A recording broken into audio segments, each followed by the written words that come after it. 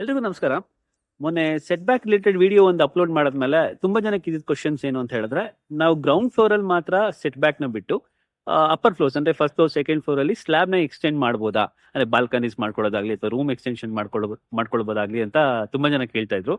But set back rule ಏನ್ ಹೇಳುತ್ತೆ ಅಂದ್ರೆ, ನೀವು ಕೆಳಗಡೆ ಏನ್ ಸೆಟ್ ಬ್ಯಾಕ್ ಬಿಟ್ಟಿರ್ತೀರೋ ಅದು ಲಾಸ್ಟ್ ಫ್ಲೋರ್ ತನಕ ಕಂಟಿನ್ಯೂ ಆಗ್ಬೇಕು. ಅಂದ್ರೆ ನೀವು ಕೆಳಗಡೆ ನಿಂತು ಮೇಲ್ ನೋಡಿದಾಗ ಕಂಪ್ಲೀಟ್ ಸ್ಕೈ ಕಾಣಬೇಕು. ಸೊ ಓಪನ್ ಟು ಸ್ಕೈ ಅಂತ ಕರೀತಾರೆ. ಅದು ಸೆಟ್ ಬ್ಯಾಕ್ ಅಂದ್ರೆ.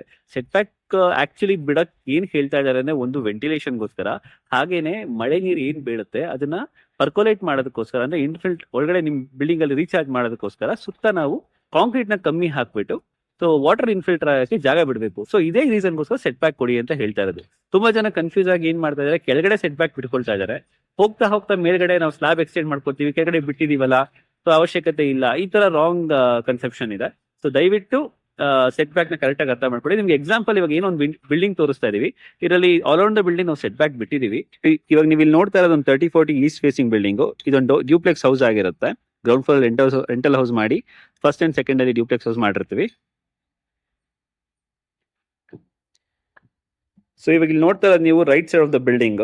ಸೊ ಈ ಕಾಂಪೌಂಡ್ ಇಂದ ನಿಮಗೆ ಎಕ್ಸಾಕ್ಟ್ಲಿ 2 ಫೀಟ್ ಸೆಟ್ ಬ್ಯಾಕ್ ಬಿಟ್ಟಿದೀವಿ. ಸೊ ಇದು ನಿಮ್ಗೆ ಹೆಂಗೆ ಓಪನ್ ಕಾಣಿಸ್ತಿದೆ ನೋಡಿ, ಎಲ್ಲೂ ಕೂಡ ಸ್ಲಾಬ್ ಎಕ್ಸ್ಟೆನ್ಷನ್ ಇಲ್ಲ. ಇದು right side of the building. ಹಾಗೆ ಬಿಲ್ಡಿಂಗ್ ಬ್ಯಾಕ್ ಸೈಡ್ ಅಲ್ಲಿ ನೀವು ನೋಡ್ಬೋದು.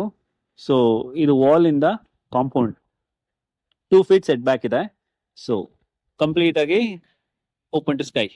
ಈ ತರ ನೀವು ಸೆಟ್ ಬ್ಯಾಕ್ ರೂಲ್ ನ ಫಾಲೋ ಮಾಡಿ ನಿಮ್ಮ ಮನೆ ಕಟ್ಕೊಂಡ್ರೆ ನೀವು ನೆಮ್ಮದಿಯಾಗಿ ನಿಮ್ಮ ಮನೇಲಿ ಇರ್ಬೋದು.